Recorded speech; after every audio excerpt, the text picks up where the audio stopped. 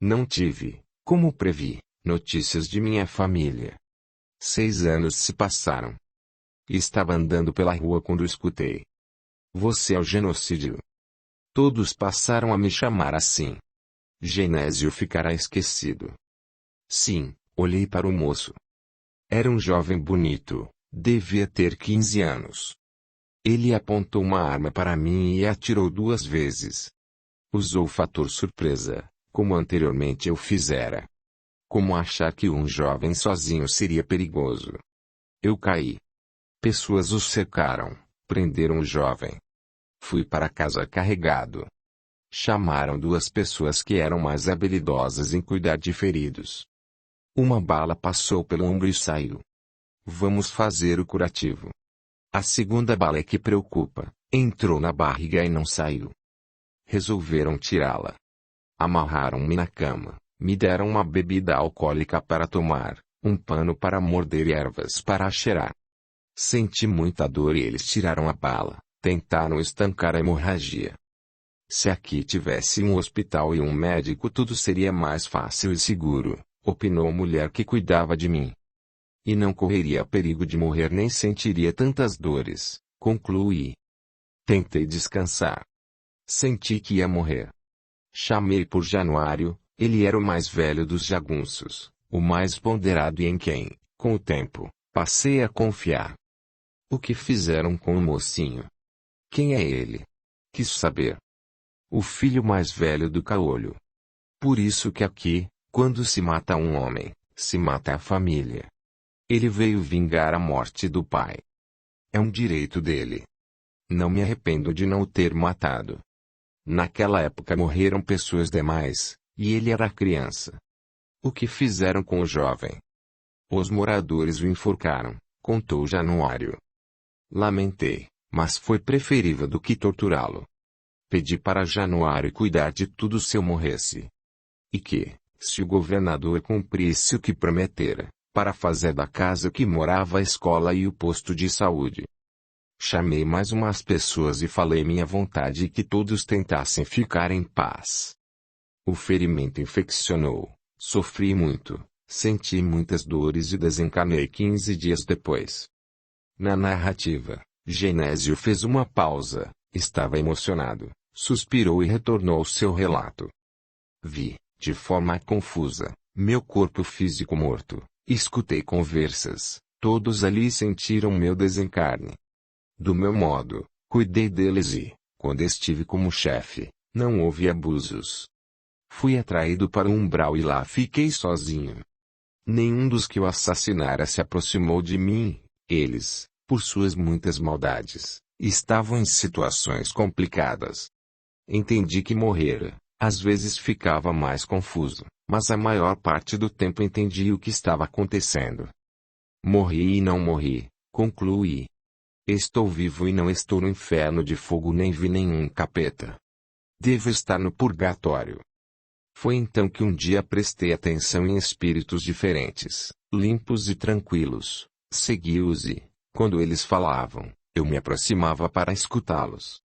Eram socorristas que ensinavam que devíamos perdoar, pedir perdão e amar. Um dia, andando por aquele vale, escutei. Genésio. Olhei admirado, por muitos anos ali, não havia escutado ninguém me chamar. Januário. Abraçamo-nos. Conversamos. Januário desencarnara, vagara por um tempo, fora socorrido e viera me procurar. Ele me explicou como era o lugar em que estava e como era viver de outro modo. Levou-me para o posto de socorro onde morava. Compreendi que estava sendo auxiliado pela imensa bondade de Deus. Aceitei com humildade o socorro e logo comecei a fazer tarefas. Desencarnei, não fiquei perturbado, não me senti doente ou ferido, sofri por estar no umbral, pela solidão, por estar ocioso e por muita tristeza. No posto de socorro onde estou, agora no momento, trabalho, aprendo e estou começando a me harmonizar. Com Januário, fui ao lugar onde estive encarnado. A vila teve muitas mudanças nestes 15 anos desde que desencarnei. Mas, de forma diferente, Ainda tinha opressores e oprimidos. Construíram uma escola, um posto de saúde, e a vila se tornou mais habitada, maior. Mas patrões pagavam pouco aos empregados, e muitos ali viviam miseravelmente. Fui também, com permissão, rever meus familiares. Moravam de forma precária numa favela em uma cidade grande. Se pensei que lhes dera muito dinheiro, na vila era, numa cidade grande, não era muito. Analfabetos, não tendo conhecimentos profissionais, conseguiram empregos braçais, ganhando pouco, continuavam a viver com dificuldade e tinham de pagar agora, não para os jagunços, mas para milícias, uma proteção que deviam receber de graça das autoridades. Meu avô desencanou, estava bem, abrigado num posto de socorro, minha tia-avó continuava encanada e minha mãe também. Mamãe e meus irmãos moravam todos juntos, minhas irmãs tinham filhos e Pedro também, o caçula estava solteiro. Esforcei-me para que eles se lembrassem de mim. Ninguém o fez, nem sabiam que havia desencanado. Orei por eles. Quero-os bem. Somente tinha a minha oração para ajudá-los. Genésio. Genésio calou-se, sua narrativa havia terminado. Você sente por ter sido um assassino? O seu ser, é por isto? Perguntou um dos ouvintes. Resolvi o problema de muitos, melhorei a vida daqueles sofridos moradores. Fiz isto, mas a que preço? Matar é errado. Não matarás é um dos mandamentos. Embora não o tenha feito com raiva ou ódio, fiz como algo que pensava que tinha de fazer. Os 3 primeiros foram em defesa das minhas irmãs. Depois, concluí que não tinha como deixá-los vivos, eram eles ou eu, ou pior, os membros inocentes de minha família. Os outros, para que não fossem torturados, porque era costume ali matar os vencidos de forma cruel.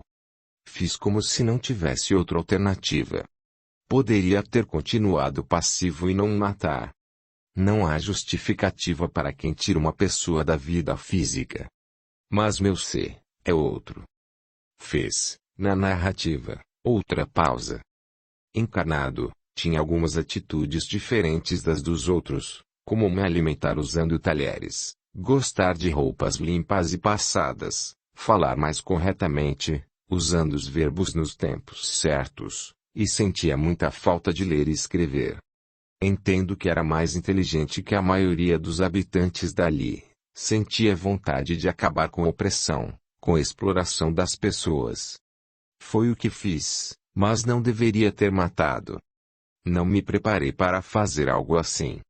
Porém senti o que é ser oprimido. Depois de um tempo no umbral, comecei a lembrar de minha encarnação anterior e ai que o ser, entra. Comecei me recordando de que estivera anteriormente naquele lugar, no umbral, mas com muito sofrimento, com a dor do arrependimento e que lamentava muito. Ah! Se eu, no posto de socorro onde estou agora, recebi ajuda para organizar minhas lembranças. Então me recordei. Na minha penúltima encarnação, nasci numa família de posses financeiras, tive tudo o que queria e muitos supérfluos. Meu pai era um coronel respeitado e temido. Eu estudei, segui carreira política e, além da riqueza que recebi de herança, acumulei mais, fui muito rico. Como político, enganei, ameacei para receber votos e roubei. Justificava-me dizendo que todos faziam, que o dinheiro era do governo etc. Ficava com o dinheiro que seria empregado na educação, para construir escolas, e até que fazia, mas com o dinheiro de uma daria para fazer mais 2, isto também com hospitais, estradas etc. Onde tivesse obras públicas, havia desvios. O ato mais errado que cometi foi não fazer o que devia. Quando não fazemos o que tem de ser feito, o que podemos fazer, criamos débitos que têm de ser pagos. Deixei de fazer com minha atitude de político corrupto. Privei pessoas de ter atendimento médico, de estudar e, pior, poderia ter impedido que fossem oprimidos. Sabia dos abusos dos poderosos sobre os pobres e nada fiz.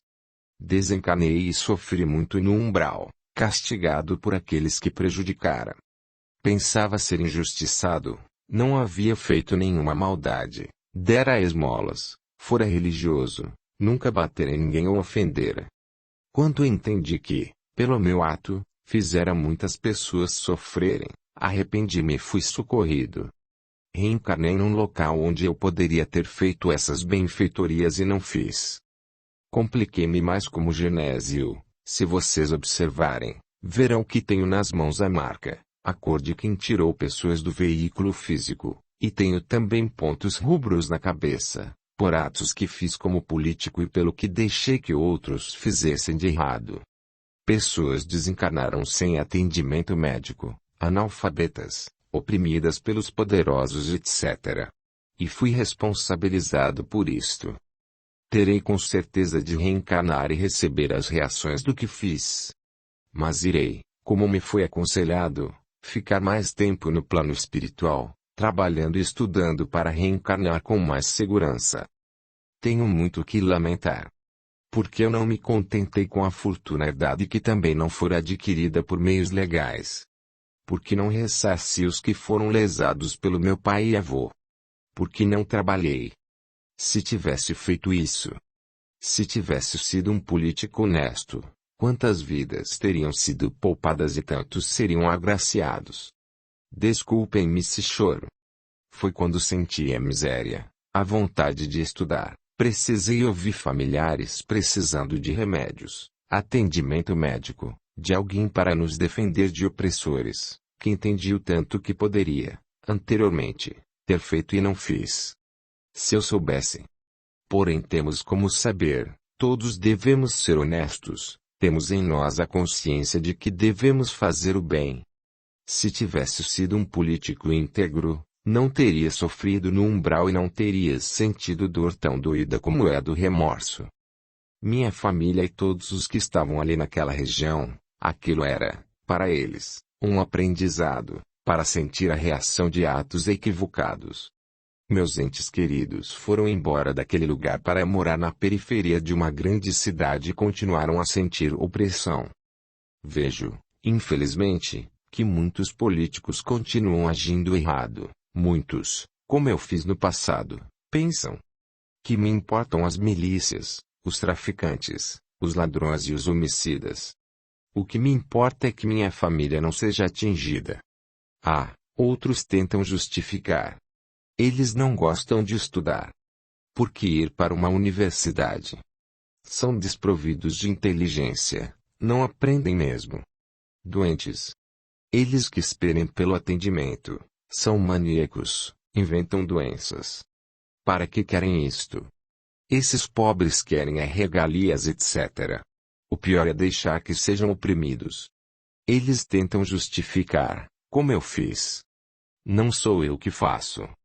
Esquecem que omissos permitem. Podem evitar e não o fazem. Meus de arrependimento é dolorido, e, quem pode fazer e não faz, não se esqueça. Adquire-se uma dívida enorme que terá de ser paga um dia. Penso que muitos destes políticos reencarnarão em lugar complicado para um aprendizado, para compreender que somos responsáveis pelo que de ruim acontece às pessoas, pelos nossos atos equivocados e também pelo que outros, sob nossas ordens ou permissão, fizeram. Como a corrupção priva as pessoas de viver melhor. Se eu não tivesse sido ambicioso. O relato de Genésio comoveu a todos. O que doeu mais em você? Ter sido a causa de muitos sofrerem ou ter matado a tantos? Leonardo quis entender. Penso que matei de duas formas. Matar sonhos é abuso, poder impedir que outros façam maldades e não impedir nos faz sofrer. Respondendo com sinceridade, o que me causa mais remorso e tristeza é o primeiro. Os atos errados que fiz como opressor e político. Quais seus planos para o futuro? Quis eu saber. Preparar-me melhor para reencarnar, porque terei de receber as reações de atitudes equivocadas, sentir a opressão e, quando sentir, não reagir, não cometer mais erros. Se agir corretamente, me prepararei para ser novamente uma pessoa influente, para fazer de fato o que compete a uma pessoa de bem realizar. Você tem medo destas provas? Perguntei. Sim. Infelizmente temo as reações, fiz e tenho de receber, quitar o meu negativo e aprender as lições que a dor tem que me ensinar. No momento, temo muito ter qualquer poder. Será com certeza uma prova muito difícil. Para isto é que devo me preparar. Você se sente inseguro? Tem medo? Indagou um senhor que estava na reunião. Tenho os dois, muito medo e insegurança. Temo voltar ao plano físico, porque terei o esquecimento, e, ao ser novamente oprimido, posso reagir como fiz nesta minha última encarnação, em que, de modo errôneo, pensei ter encontrado uma solução. Mas temo mais o poder. Se não tivesse tido. O que você, Genésio, quer que eu, Antônio Carlos, escreva no final do seu relato? Para quem o ler, que pense que, ao ter responsabilidade sobre algo, deve estar atento para que outros não errem sob seu comando. Não seja bonzinho e permita que façam atos errados. Porque sofrimentos que resultam do seu não fazer têm um peso grande, pelo qual se adquire um débito, que terá de ser pago, resgatado. E esteja atento, porque normalmente um erro puxa outros.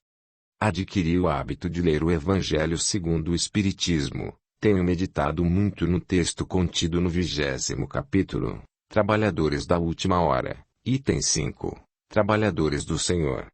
Vou citar as passagens que decorei e que estou sempre repetindo. Porque pedis graça, se não tivesse piedade de vossos irmãos, se vos recusastes a lhes estender as mãos e se esmagastes o fraco em vez de socorrer. Porque pedis graça, se procurastes a recompensa nos prazeres da terra e na satisfação do vosso orgulho. As recompensas celestes são para aqueles que não houverem pedido recompensas da terra. Felizes serão os que tiverem trabalhado o campo do Senhor com desinteresse e movidos apenas pela caridade. Tenho esperança de ser um trabalhador do Senhor e não ter o que mais lamentar. Ah, se eu for. Agradeço-os por me escutar. Explicação do Antônio Carlos. Genésio concluiu muito bem. Quando podemos e não fazemos o que nos compete, criamos débitos, que terão de ser ressarcidos. Ser bonzinho e deixar outros, sob nossa responsabilidade, agirem erroneamente é um erro. Ser bom é ajudar todos a agirem corretamente, impedir erros. Ele, como autoridade, político, usou indevidamente dinheiro público, isto é roubo, e um dos mandamentos é: não roubarás. Por mais que se tentem justificar estes atos errados, eles não são aceitos como desculpas. Com sua atitude de corrupto, como sempre acontece, teve de permitir que outras pessoas fizessem atos indevidos. Roubou e, para que outros ficassem calados, permitiu que eles roubassem também. Ele será responsabilizado pelos seus atos e pelos de seus subordinados. Para um aprendizado, devem sentir o que fizeram outros sentirem. Podem, embora não seja regra geral, nada é taxativo, reencarnar e passar por privações e opressões às vezes por mais de uma encarnação. Como Genésio, ele, em determinada situação, reagiu, quis acabar com o sofrimento dele e daquelas pessoas. Se antes ele pôde fazer e não o fez, resolveu fazer sem preparo, e o jeito que o encontrou foi errando mais. Ele, no plano espiritual, planejou aprender pelo sofrimento, sentir o que fizera a outros, pela sua imprudência, sofrerem.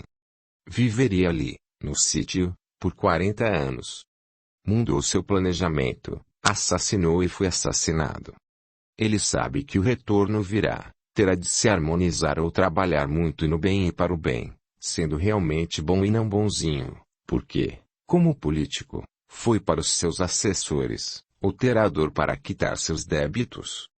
Depois de provar a si mesmo que aprendeu a lição, terá novamente o poder e deverá fazer o que lhe compete. Se podemos suavizar, acabar com o sofrimento alheio e não o fazemos, seremos com certeza responsabilizados por isto. Quem não faz o que pode e tem que fazer gera para si uma energia negativa. Este ato será cobrado, e poderá sentir falta do que, pela sua inércia e imprudência, levou outros a sofrer, também por não ter suavizado dores. Mas, se não nos recusamos a enxugar lágrimas, teremos as nossas enxugadas ou, dependendo do caso, não teremos motivos para chorar, porque fazer o bem nos harmoniza e anula as reações negativas. Isso é consolador. Faça o que lhe compete. Às vezes é uma palavra de consolo, ser voluntário em asilos, visitar a periferia. Fazendo pequenas coisas com amor, seremos um dia servos fiéis do Senhor para fazer grandes coisas. Agindo corretamente, não lamentaremos, como Genésio, o C, por termos sido ambiciosos ou não termos sido honestos. Curta, comente, compartilhe, e se inscreva, se já não o fez. A gratidão é o caminho da evolução. Capítulo 3. O C, de Joana. Joana era uma pessoa que você gosta de ficar perto, de conversar.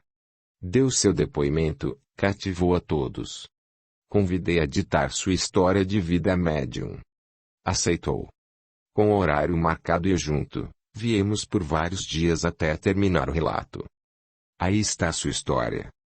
Sou Joana. Este foi o nome que recebi na minha última encarnação. Estou há 5 anos no plano espiritual.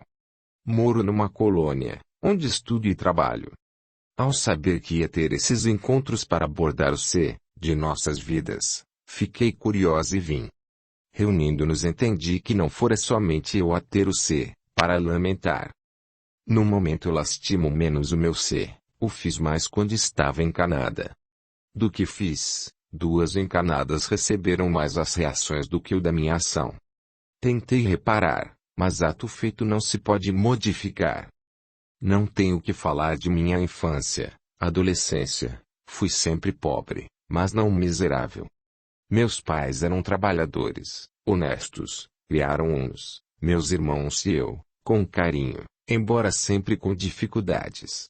Estudamos somente os 4 primeiros anos na escola, depois fomos aprender a trabalhar. Fui empregada doméstica aos 14 anos. Gostei do emprego e aprendi a fazer de tudo numa casa de classe média e rica. Estava com 16 anos quando meu pai desencarnou.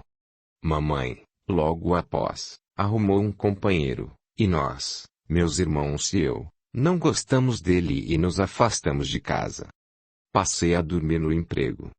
Acabamos nos afastando uns dos outros, meus irmãos se casaram, e 2 mudaram de cidade. Viajei com meus patrões, que alugaram uma casa numa cidade turística para passar uma temporada. Foi lá que conheci Hélio, namoramos, gostamos muito um do outro e, quando minha patroa voltou, eu fiquei com ele. Fomos morar juntos, arrumei um emprego de faxineira num prédio comercial. Compramos uma casinha, fiquei grávida e casamos. Hélio era uma boa pessoa, seus pais tinham desencarnado e, como eu, se afastara da família. Combinávamos muito, nos amávamos. Trabalhando, nós 2 vendemos nossa casa e compramos outra maior. Tive o primeiro filho, um garoto muito bonito, Fernando. Depois de 4 anos, tivemos Letícia, e 1 ano e 8 meses após, nasceu Aline. As crianças iam para a creche para trabalharmos. Nós 2 fazíamos tudo o que era possível para eles. As meninas eram obedientes, comportadas, mas o menino sempre nos deu trabalho. Brigava muito na creche, na escola, batia nas irmãs, maltratava animais. Preocupávamos-nos e estávamos sempre atentos a ele. Hélio não estava bem de saúde. Consultou médicos, tomava remédios, tinha refluxo, fazia regime alimentar e também era alérgico. Nosso filho Fernando estava com 15 anos, Letícia com 11 e Aline com 9, quando Hélio sofreu um acidente de trabalho e desencarnou. Sofremos muito, e eu, mais ainda. Fernando continuou me preocupando. Ele parou de estudar, não quis trabalhar e tinha amizade com outros garotos como ele. Recebi tudo o que tinha direito pela desencarnação de Hélio. Melhorei a casa, e um sério problema surgiu. Fernando pegava dinheiro escondido. Quando descobri, ele deu desculpas de que pegara para comprar jaqueta, tênis, roupas. Fiquei brava com ele, que me agrediu, me empurrou e me deu 2 tapas. Escondi isto das meninas. Foi um problema atrás do outro com meu filho. Ele não fazia nada e estava sempre com más companhias. Cometeu alguns delitos, e fui chamada à delegacia, ao juizado de menores. Não sabia o que fazer. Fernando me roubava, estava sempre bem vestido, minhas filhas não. Pela 5ª vez fui chamada à delegacia, e o delegado avisou. Senhora, seu filho logo será maior de idade, com certeza será preso, e aí descontaremos as vezes que ele não pôde ficar guardado, preso. Arrepiei ao escutar isto. Tentei aconselhá-lo, ele não me ouvia. Fernando pegava muito do meu dinheiro, o da pensão e o do meu ordenado, e com isto penalizava as meninas, que tinham poucas roupas. O fato é que eu não sabia, lidar com Fernando e não soube o que fazer. Ele fez aniversário, se tornou adulto e ficou mais comportado por 2 meses, também porque um dos seus amigos fora assassinado e outro, preso. Fernando não se drogava, às vezes vendia drogas para ter dinheiro. Tornou-se um moço muito bonito. Por mais 3 vezes ele me agrediu, queria dinheiro. Tínhamos um vizinho, um senhor que morava sozinho, que tinha 76 anos. Ele implicava conosco, ou seja, com Fernando. Uma tarde, estávamos somente Fernando e eu em casa, as meninas estavam na escola, meu filho queria dinheiro, eu não tinha, mas ele disse que ia sair com uma garota e precisava de dinheiro. Rindo, ele avisou. Vou pegar do senhor Afonso. Ele tem. Era o nosso vizinho. Pulou o muro, escutei gritos, o senhor Afonso xingava bravo. De repente fez silêncio. Peguei a escada, encostei-a no muro, pulei e vi a cena, que me apavorou e até hoje me incomoda, entristece. Fernando estava assentado de cabeça baixa, e o senhor Afonso, caído, com um ferimento na cabeça, que sangrava muito. Meu Deus, foi o que consegui falar. Corri para acudi-lo, e Fernando tentou explicar. Mamãe, não mexa nele, o senhor Afonso está morto. Não tive culpa. Pedi dinheiro a ele, que não me deu, lutamos, e eu, para não ser morto, bati com este rolo nele, era um rolo de madeira para abrir massas.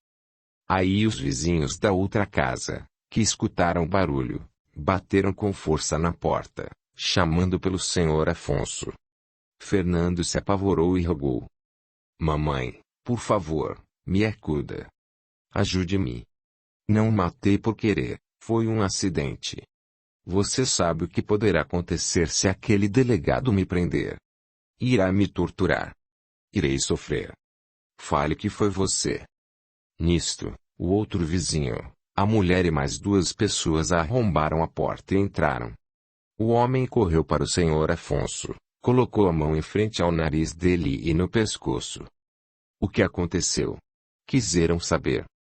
Fernando foi quem respondeu.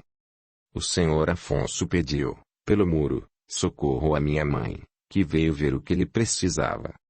Ela pulou o muro pela escada. O senhor Afonso quis estuprar mamãe, e ela se defendeu. Foi um acidente. Ela me chamou, pulei o muro e vi que o senhor Afonso morreu. Foi isto, não é, mamãe? Confirmei com a cabeça. Vocês 2 não saiam daqui, ordenou o vizinho. Fernando me abraçou e repetiu baixinho, no meu ouvido, o que eu teria de contar, e o fez com mais detalhes. Chegaram juntas a ambulância e a polícia. Constataram que o senhor Afonso estava morto e me prenderam em flagrante. Fernando, cuide de suas irmãs, roguei. Pode deixar, mamãe. Serei o homem da casa, cuidarei delas. Jure, pedi. Juro, afirmou Fernando. Fui presa, levada para outra cidade, no presídio feminino. Repeti o que havia combinado com meu filho. No começo fiquei confusa, passei 15 dias sem notícias, aí Fernando pôde me visitar. Contou. Mamãe, vamos continuar contando que a senhora se defendeu, será legítima defesa. Seu patrão a mandou embora por justa causa. Temos a pensão do papai. As meninas choraram muito, mas estão esperançosas de que você sairá logo. Penso que Letícia e Aline não acreditaram, mas respeitaram sua vontade. Mamãe, não se preocupe, nem tenho saído de casa, faço até o serviço do nosso lar. As duas estão bem, têm ido à escola, elas não podem vir visitá-la, são menores. O que ocorreu é que fui julgado e tive, para me defender, um advogado que atende gratuitamente e que, infelizmente, não se esforçou na minha defesa. Meu julgamento não demorou porque, naquela época, fizeram todos os pendentes. Fui condenado a 15 anos. Os vizinhos testemunharam que o senhor Afonso era uma pessoa séria, que não acreditaram que ele ia me estuprar, que nunca pedi ajuda e que não gostava de Fernando, pois ele o incomodava. Vi meu filho no julgamento e não vi mais minhas filhas. Queria acreditar que os três estavam bem. Escrevi para minhas filhas, elas não responderam. Fernando foi me ver depois do julgamento 2 vezes e afirmava que estavam bem. Depois, não foi mais, e as últimas cartas foram devolvidas, informando que haviam se mudado. Como sofri ao ficar sem saber deles. Escrevi então para uma ex-colega de trabalho, éramos amigas, trocávamos muitos favores. Pedi, implorei, para que ela fosse saber o que acontecera com meus filhos. Esperei ansiosa e, 15 dias depois, recebi a resposta. De fato, a casa em que morava, que era minha, fora vendida e lá moravam outras pessoas. Fernando a vendeu. Pelo vizinho, minha amiga soube que Fernando estava pelo bairro, era um vagabundo. Minhas filhas foram para um abrigo de menores, e ela não conseguiu saber mais nada. Escrevi agradecendo e pedi, implorei, para ela tentar saber de minhas filhas, procurar Fernando e pedir para ele me escrever. Demorou para eu receber a resposta, mas ela escreveu que sentia muito, mas que não ia procurar pelo Fernando, porque tinha medo, ele pertencia a um grupo de homens perigosos. E que não teve como saber de minhas filhas. Minha vida no presídio não foi fácil.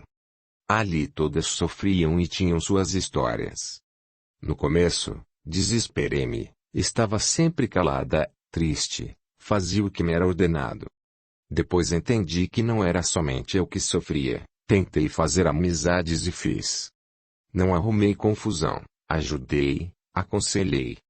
Foram anos de solidão, agonia por não saber de meus filhos. Eu não sabia onde eles estavam, mas eles sabiam onde eu estava. Não entendia por que eles não me escreviam e não iam me visitar. Contava os dias, horas, e o tempo passava lentamente. No presídio, escutei muitas histórias que dariam um livro. Por bom comportamento, redução de pena, depois de 12 anos, obtive minha liberdade.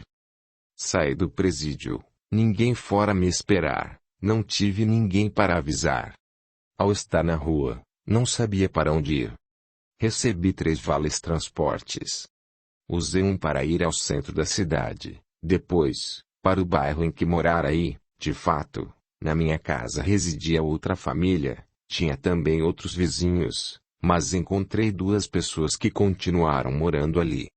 Uma delas me contou que, depois que eu fora condenada, minhas filhas foram para um abrigo, meu filho vendeu a casa que ele estava no bairro, mas que não passava por ali. Agradeci. Resolvi procurá-lo. Fernando era conhecido, desde que começara a ter más companhias, por bocão. Ele tinha a boca grande e bem desenhada. Era de tarde quando consegui saber onde ele estava. Era num bar que, passando por uma porta, tinha um salão, onde eles se alimentavam.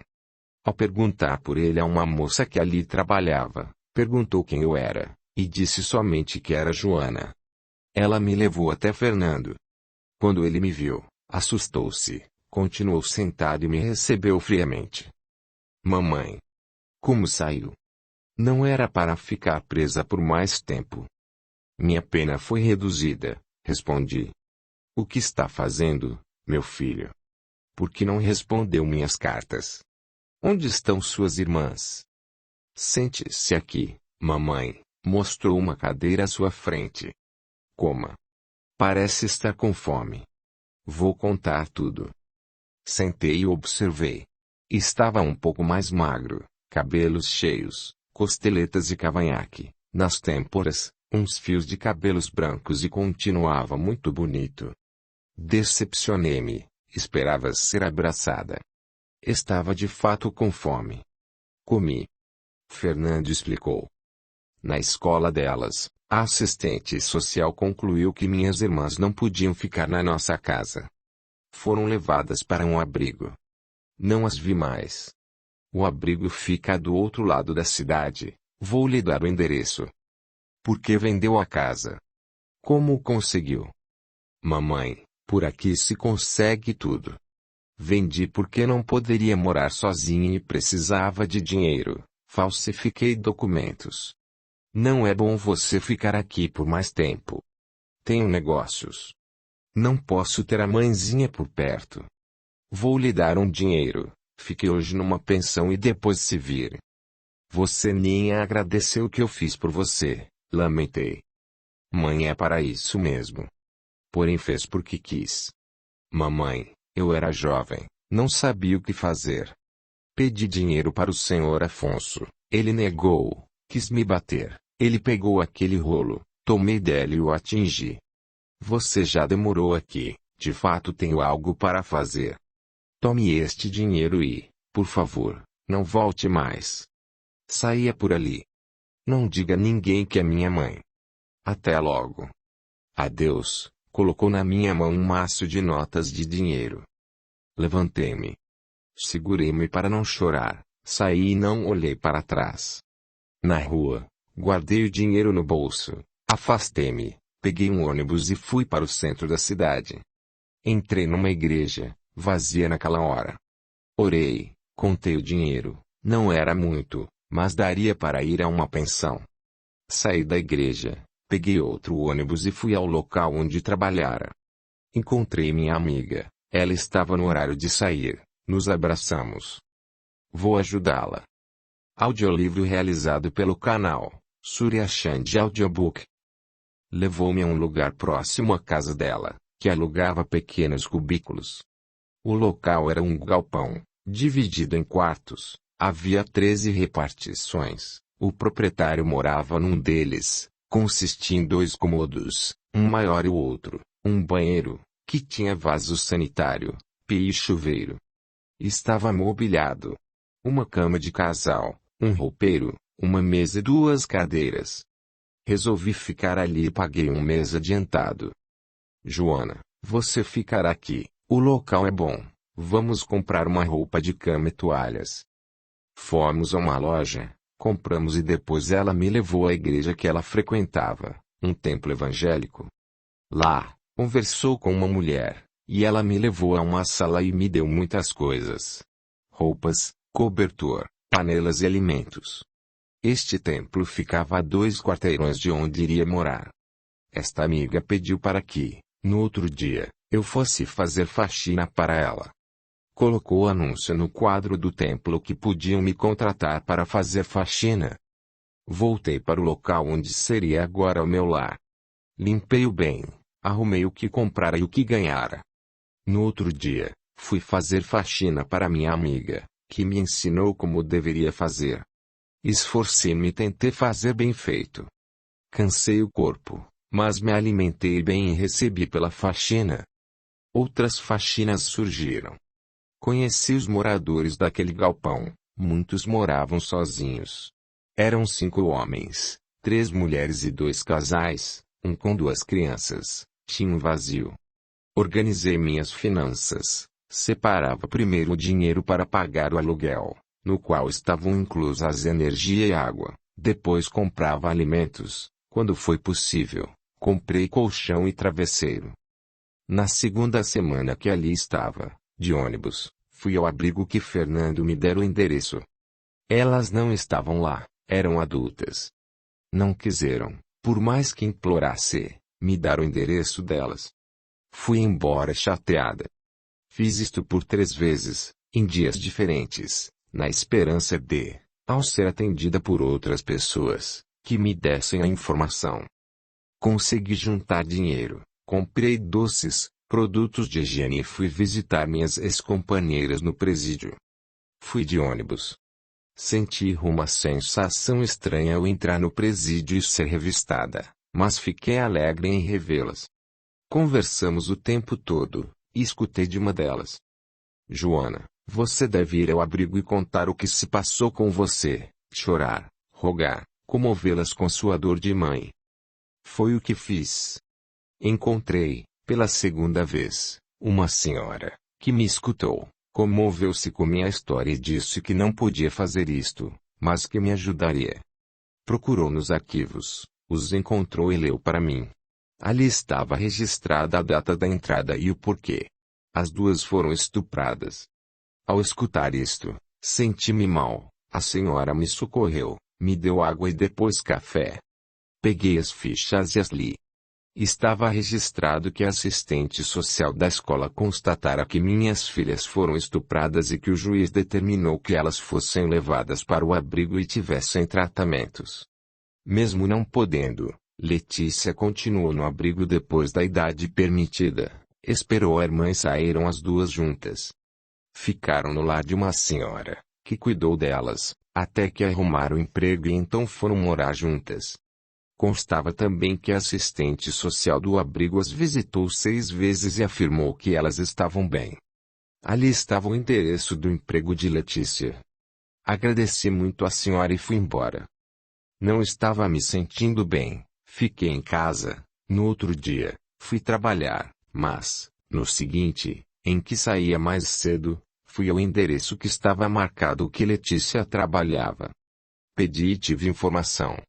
Letícia, que tinha mais um sobrenome, trabalhava ali de segunda a sexta-feira, das 8 às 17 horas, como auxiliar, servia café, cuidava da copa e limpava alguns escritórios. Agradeci e fiquei sentada na mureta, em frente ao prédio, dali vi a saída sem ser notada. Às 17h10 vi minha filha sair conversando com 2 colegas. Meu coração disparou. Ela estava bem, engordara, mas não estava gorda. Passou por mim. Estava trêmula, não tive coragem de abordá-la, fui embora. Depois de 2 dias, voltei ao prédio e esperei Letícia em frente ao prédio, no horário que ela saía. Desta vez, minha filha saiu sozinha. Chamei por ela. Letícia me olhou, como se não soubesse quem poderia ser. Eu tinha, nestes anos, envelhecido. Depois exclamou baixinho: Mãe Joana. Sou eu, minha filha. Abri os braços, mas ela se esquivou. O que quer? Perguntou. Conversar com você, por favor, por Deus. Segurei para não chorar. Letícia se sentou na mureta, no que eu esperara sentada. Evitou me olhar e repetiu a pergunta. O que quer, mamãe? Filha, saí da prisão, procurei-as, fiquei sem notícias, queria saber de vocês. Já procurou seu filho queridinho? Deixou-nos por ele. Arrependeu-se. Não esperava revelar. Estou confusa. Quando tudo aconteceu, e você foi presa, minha vida e a da Aline virou um inferno. Não calculou isto. Fernando deixou-nos até sem comida. Quando foi condenada, ele nos estuprou. L. Seu filhinho querido. Pode calcular o que sofremos? Fernando contou que foi ele quem matou o senhor Afonso. Você escolheu protegê-lo e nos abandonou. Ficamos como órfãos no abrigo. Sobrevivemos com a caridade alheia. Hoje estamos bem, casamos, temos filhos e, para todos, nossas novas famílias, somos órfãs. Não temos mãe. No momento que escolheu nos abandonar, você morreu, Está morta. Entendeu? Letícia chorou. Não consegui falar nada. Ela se levantou e, andando rápido, foi embora. Fiquei ali sentada por uns 40 minutos sem conseguir me levantar. Escurecia, então peguei o ônibus e voltei para casa. Foi no meu quarto que chorei. Meu Deus, o que fiz? Lamentei. Estava tendo muitas faxinas, principalmente para pessoas que frequentavam o templo evangélico. Passei a ir aos cultos e a receber o conforto de uma religião. Ia todos os domingos pela manhã na distribuição de alimentos e roupas. Nunca comprei uma roupa, ganhava deles. Gostava muito do domingo, porque conversava com as voluntárias, com aqueles que iam pegar doações, depois limpava o local, contribuía assim com o templo que me ajudava. Fui por mais 3 vezes visitar minhas ex-companheiras, aquelas com quem me uni pela amizade na prisão. Na última, 2 haviam saído e uma desencanara por doença. Então, não voltei mais. Esperei 2 meses e voltei a procurar Letícia. Desta vez, quando me viu, despediu-se de suas amigas e se aproximou de mim. Sentamo-nos na mureta, roguei. Perdão, filha. Às vezes pensamos que estamos fazendo certo e não estamos.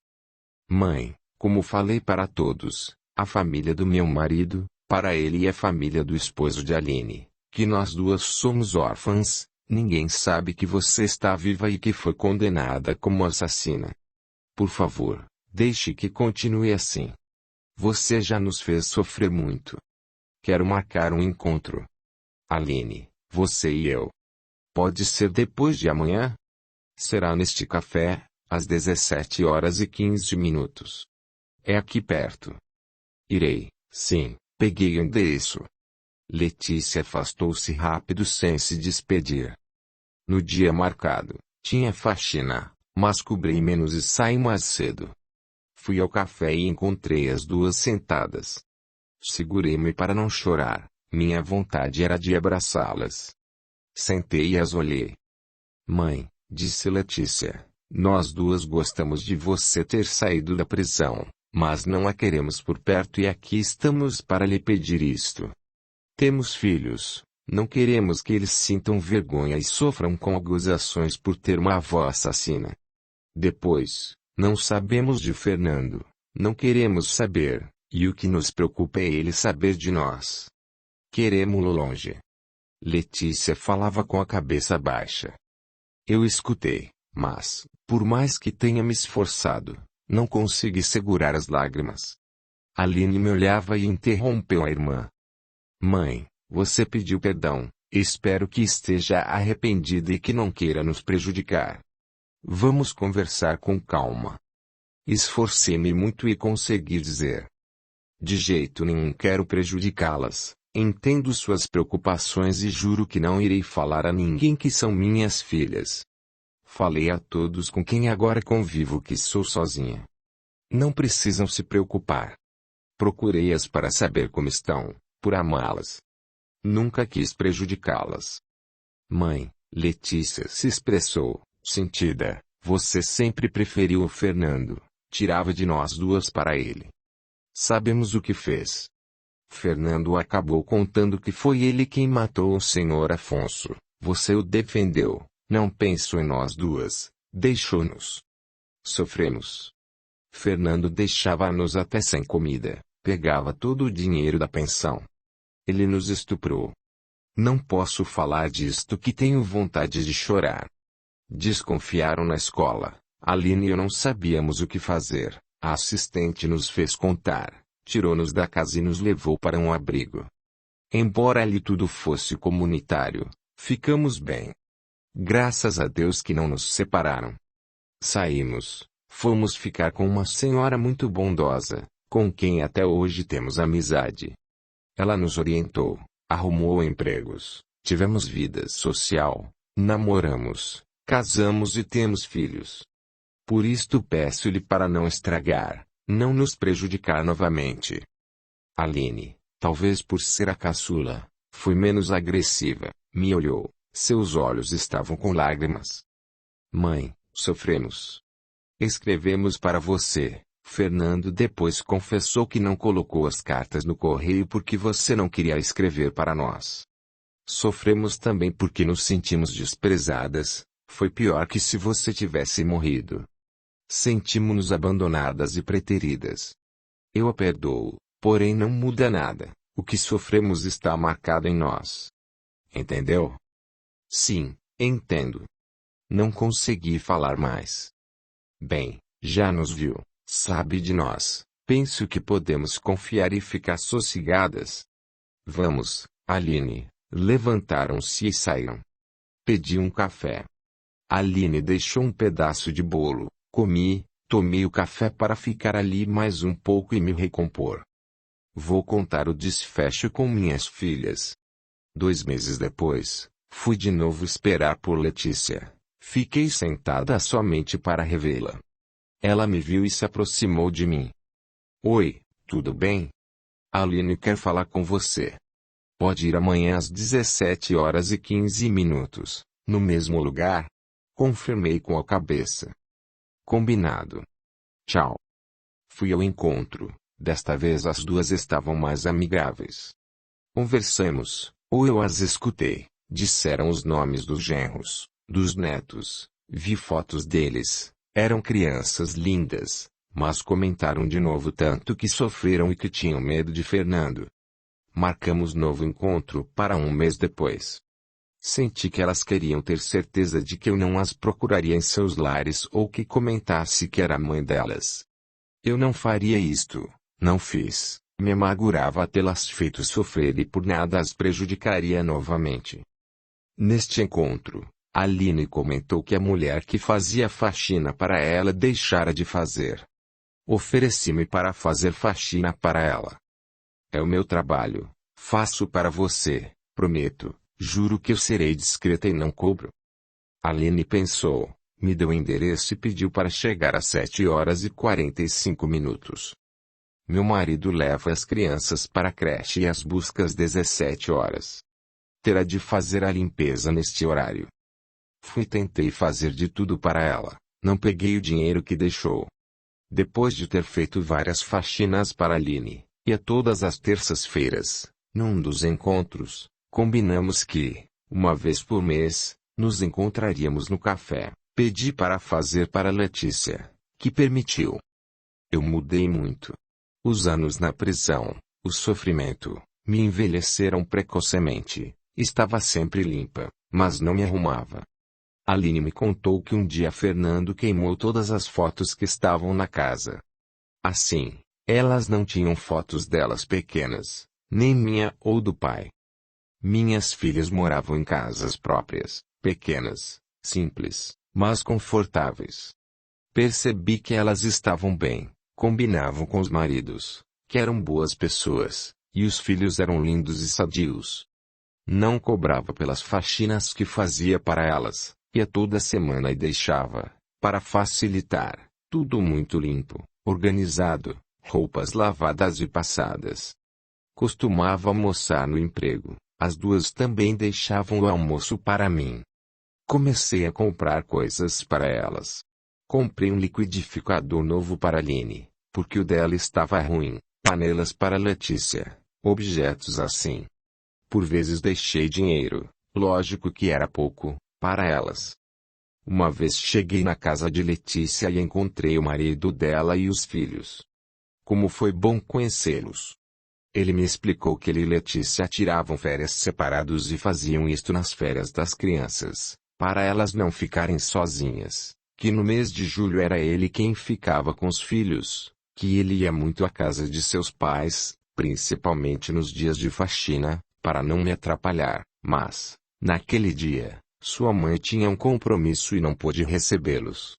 Contei histórias para meus netos, agradei-os, ao servir lanche para eles, peguei o pão para passar a manteiga aí, para esparramá-la, virava a faca, e o garotinho observou.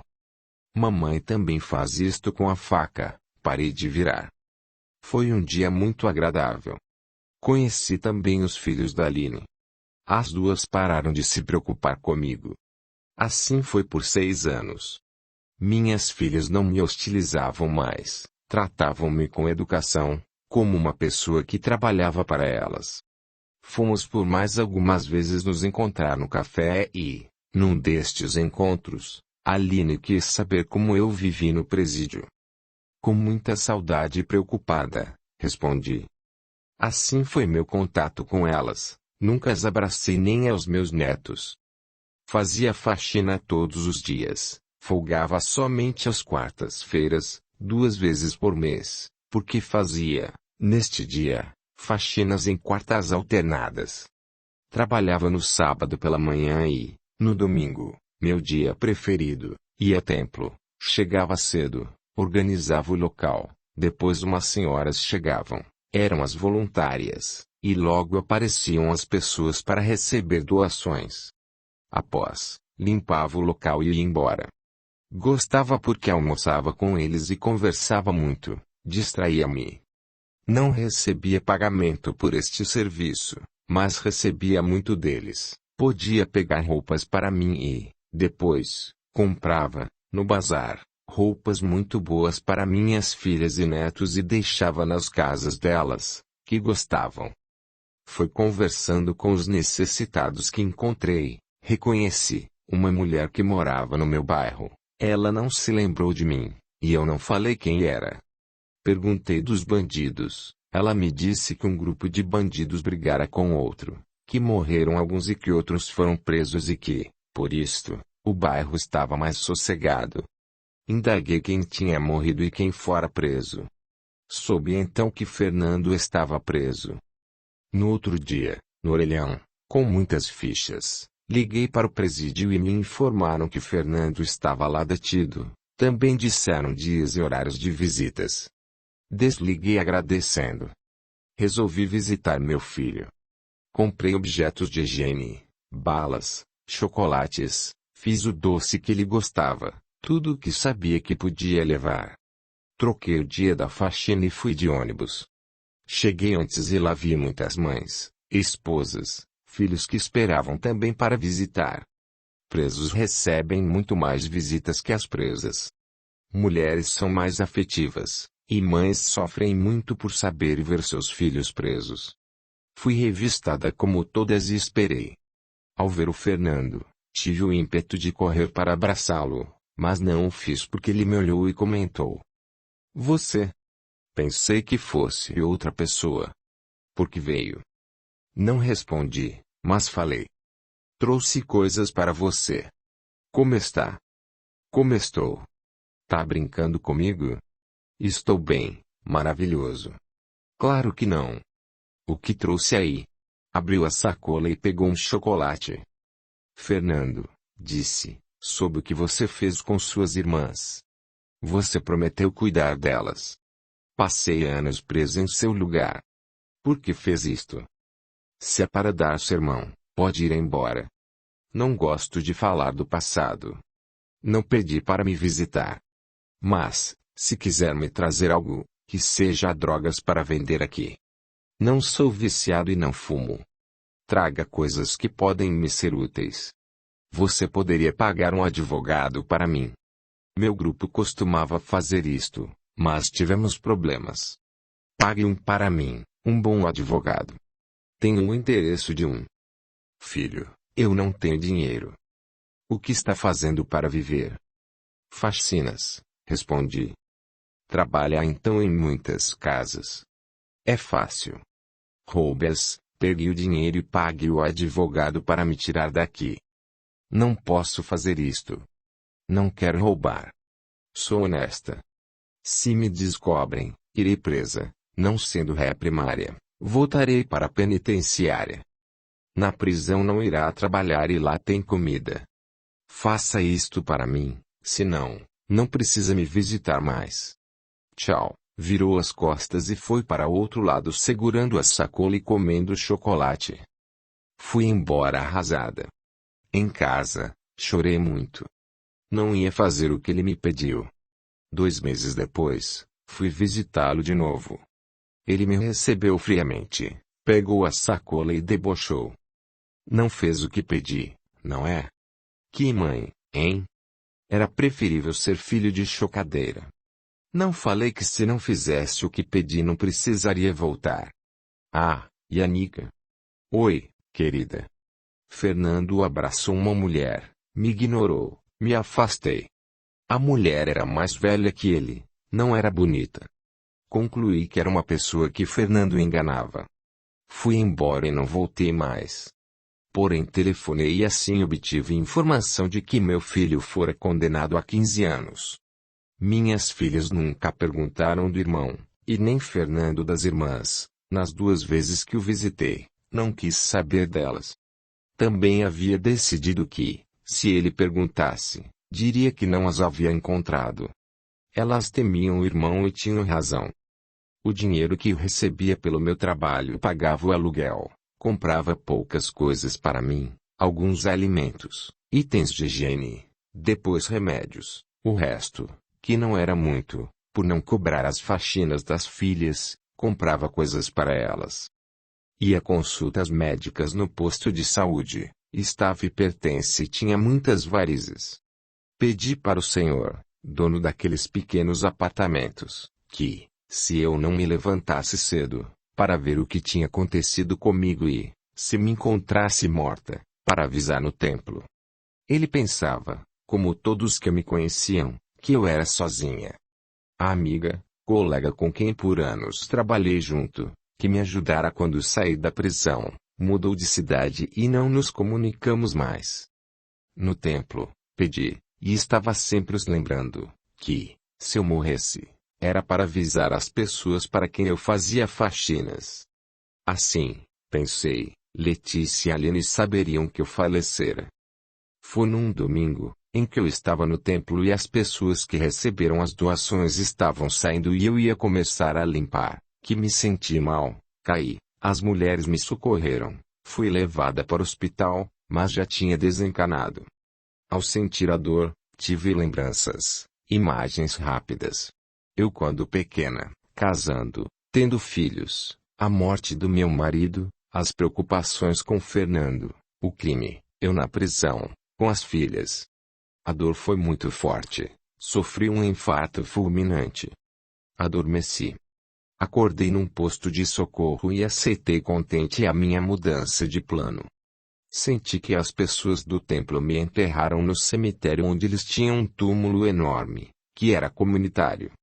Avisaram minhas patroas, pegaram minhas roupas e doaram e entregaram o apartamento. Escutei, senti minhas filhas irem ao cemitério após 3 dias e levarem flores. Aline, ao depositar as flores, disse: "Estas flores são para você, mamãe. Ainda bem que, do nosso modo, a aceitamos. Como perdoamos, ela também nos perdoou." Letícia suspirou e expressou: "Não consegui entender, mamãe. Agora acabou, que ela fique em paz." Ficamos, minha irmã, sem faxineira. Resolvi pensar em mim. Adaptei-me e passei logo a fazer trabalhos. Agora era mais fácil, porque não sentia dores, me sentia sadia. Não quis visitá-los. Quero, oro sempre para que minhas filhas estejam bem.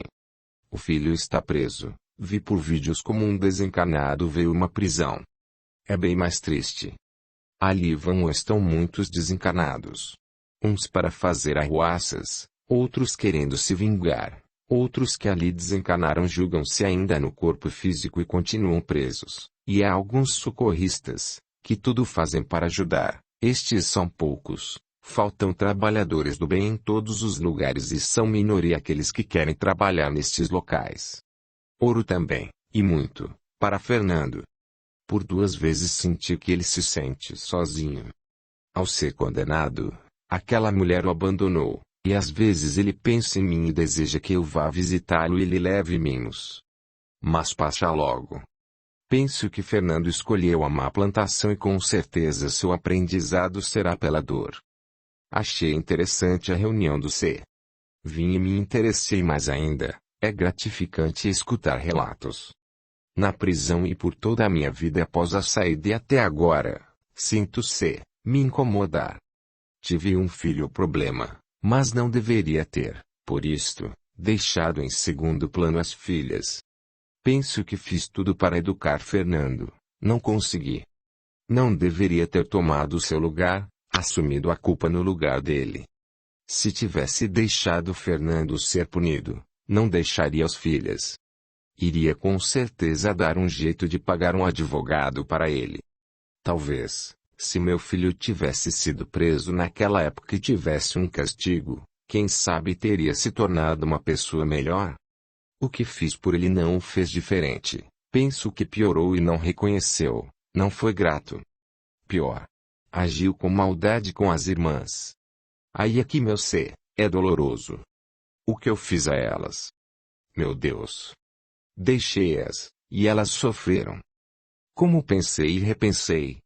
Se eu não tivesse feito aquilo, teria ficado com as filhas, estaria sempre com elas, participado de suas vidas, convivido com os meus netos. Será que teria sido assim? Poderia, mas não foi. Uma coisa é certa.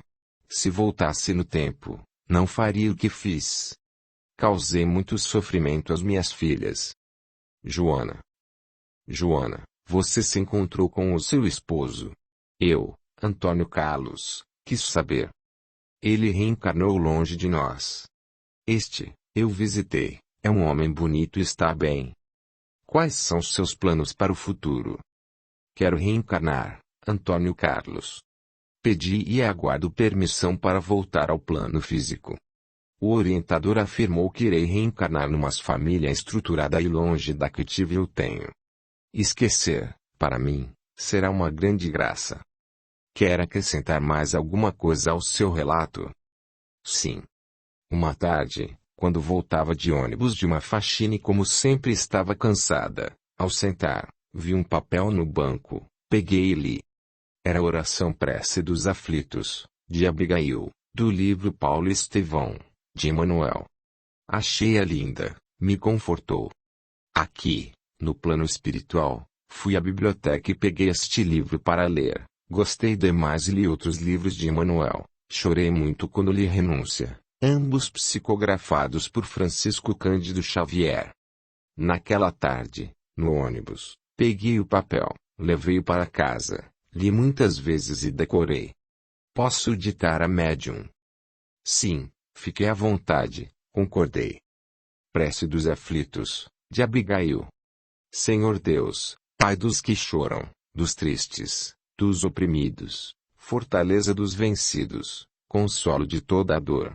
Embora a miséria amarga dos prantos de nosso erro deste mundo de desterro, clamamos por vosso amor, nas aflições do caminho, na noite tormentosa, vossa fonte generosa é o bem que não secará. Sois, em tudo, a luz eterna da alegria e da bonança, nossa porta de esperança que nunca se fechará. Agradecia, e Joana também nos agradeceu. Explicação do Antônio Carlos. Um fato que estou sempre presenciando é, infelizmente, pai, mãe ou ambos dando mais atenção para um dos filhos. Às vezes é porque este requer mais cuidados, seja porque é doente, deficiente ou, como Fernando, o filho de Joana, problemático. Gostaria de alertar para que também prestem atenção nos outros filhos, para que eles não se sintam preteridos. Sei de muitos fatos em que pessoas se sacrificam por outras. Como? Ficou com fome para o outro se alimentar, frio para alguém se agasalhar, etc. Muitos escravos receberam castigos no lugar de filhos ou filhos no lugar dos pais. Nas prisões, algumas detentas ali estão por fazer atos indevidos para filhos ou maridos. Na maioria não são faltas graves. Fernando é uma pessoa que está ainda fazendo maldades. Nenhuma pessoa é má somente para si. O ser mau faz mal a muitos, principalmente a pessoas que estão com ele. Como também ninguém é bom isoladamente. Quando se é bom, faz-se bem a muitos, principalmente para quem está perto. Joana quis que o filho se tornasse uma pessoa boa. Todos os bons pais querem isto para seus rebentos. Porém ninguém pode me fazer ser uma boa pessoa, como eu também não posso fazer ninguém ser bom. Podemos aconselhar, orientar, Mas, pelo livre-arbítrio, temos escolha para ser o que queremos. Como não podemos anular ações de outras pessoas, ninguém pode anular as nossas, sejam estas boas ou não. Nas leis divinas não há favoritismo. Joana pensou que, se fosse presa no lugar de seu filho, ele se tornaria uma pessoa decente, grata pelo seu sacrifício, poderia ter dado certo, mas não deu. Ela pôde pagar, no plano físico, um crime por ele, mas isto não ocorre no plano espiritual, porque se alguém pudesse sofrer uma reação de um erro por mim ou pelo outro e Deus aceitasse essa substituição, estaria contra a sua própria lei. Assim, ninguém pode modificar o meu egoísmo, amar por mim, ser bom no meu lugar e nem eu posso fazer isso pelo outro, por mais que eu ame. Somos nós mesmos que temos de desfazer o que fizemos ou deixamos de fazer.